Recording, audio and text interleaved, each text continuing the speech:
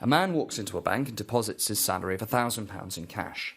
Now, the bank knows that on average, the customer won't need the whole of his £1,000 returned all at once. He's probably going to spend a little bit of his salary each day over the course of the month. So the bank assumes that much of the money deposited is idle or spare and won't be needed on any particular day. It keeps back a small reserve of, say, 10% of the money deposited with it, in this case £100, and lends out the other £900 to somebody who needs a loan. So the borrower takes this £900 and spends it at a local car dealer. The local car dealer doesn't want to keep that much cash in its office, so it takes the money back to another bank. Now the bank again realises that it can use the bulk of the money to make another loan. It keeps back 10%, £90, and lends out the other £810 to make another loan. Whoever borrows the £810 spends it, and it comes back to one of the banks again. Whichever bank receives it then keeps back 10%, i.e. £81, and makes a new loan of £729. This process of relending continues, with the same money being lent over and over again, but with 10% of the money being put in the reserve every time. Note that every one of the customers who paid money into the bank still thinks that their money is there in the bank. The numbers on their bank statement confirm that the money is still there. Even though there is still only £1,000 in cash flowing around, the sum total of everyone's bank account balances has been increasing, and so has the total amount of debt. Supposedly, this process continues until after around 200 cycles, almost all of the original money is now in reserves and only a fraction of a penny is being relent. By now, the sum total of all bank accounts adds up to about £10,000. So the multiplier model that is still taught in many universities implies that this repeated process of a bank taking money from a customer, putting a little bit in reserve, and then lending out the rest can create money out of nothing, because the same money is double counted every time it is relent. The model says that if the reserve ratio, that's the percentage of customers' money that the banks have to keep in a reserve, is 10%, then the total amount of money will grow to roughly 10 times the amount of cash in the economy. You can imagine this model as a pyramid. The cash is the base of the pyramid, and then, depending on the reserve ratio, the banks multiply up the total amount of money by relending it over and over again. The fact is that what we've just shown you is completely wrong. There's actually 3 types of money that we use in the economy. As a member of the public, you will only ever have used 2 of them. The simplest form is cash, the £5, £10, £20 and £50 banknotes, and the metal coins that most of us will have in our wallets at any point in time. As you probably know, only the government, via the Royal Mint and the Bank of England, is allowed to create these. If you try to make your own at home, pretty soon you'll get the police kicking down your door at 2 in the morning.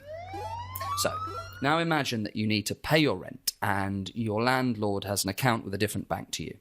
When you log into your internet banking and make the payment to your landlord, your bank has to send some money to your landlord's bank to settle and complete the transaction. Of course, the banks don't want to make these payments to each other in physical cash because carrying all this money around is dangerous, even if they use protected security vans and guards with bulletproof vests and helmets.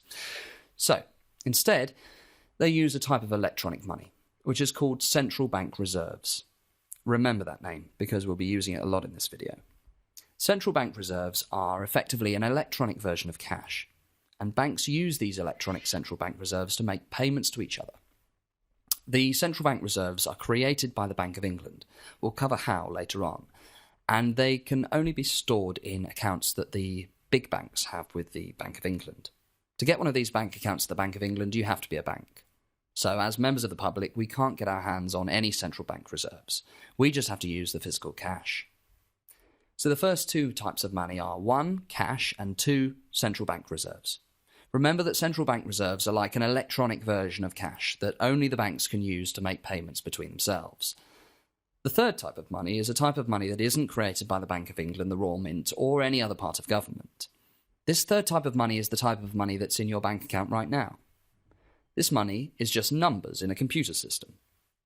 Bankers and economists refer to this type of money with jargon such as bank deposits, demand deposits, sight deposits, or bank credit. These terms all pretty much mean the same thing and are used interchangeably. They might also be referred to as bank liabilities.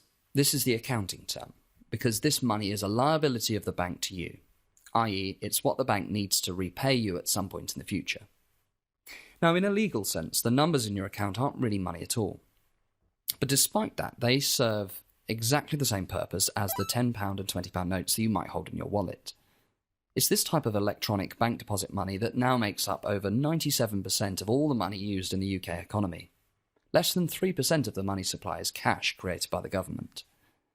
And all this electronic bank money is created by banks, as we'll explain now. The balloon model.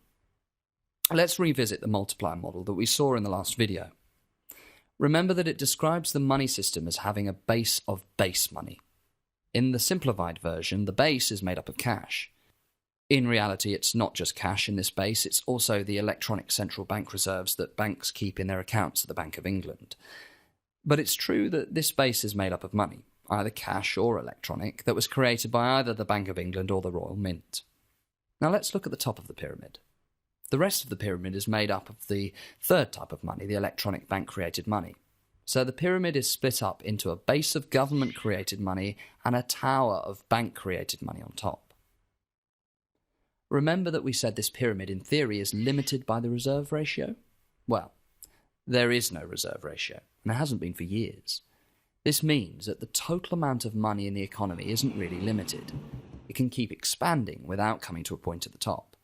So the pyramid is actually the wrong shape to describe the money system. In reality, it's closer to a balloon of bank-created money, wrapped around a smaller balloon of base money. In this case, the base money is the electronic central bank reserves and cash. As we'll see in this video, the Bank of England has relatively little control over the total size of the balloon of bank-created money. They can't really control how much money is in the economy, even if they claim to be able to. The outer balloon of bank-created money could expand out of control and the Bank of England wouldn't be able to stop it, at least not within the current monetary system. We saw this happen before the crisis. In 2006, the outer balloon of bank-created money was 80 times bigger than the inner balloon of base money. The multiplier wasn't 10 times like the textbook models suggest, it was actually 80 times. And then when banks panicked during the crisis and refused to lend, the Bank of England pumped a load of extra base money into the inner balloon through the scheme known as quantitative easing. But this didn't lead to a massive increase in the size of the outer balloon. Right now, the outer balloon, the amount of bank-created money, is only 14 times bigger than the inner balloon. This shows that there is no real connection between the amount of central bank reserves or base money and how much money that the banks are able to create.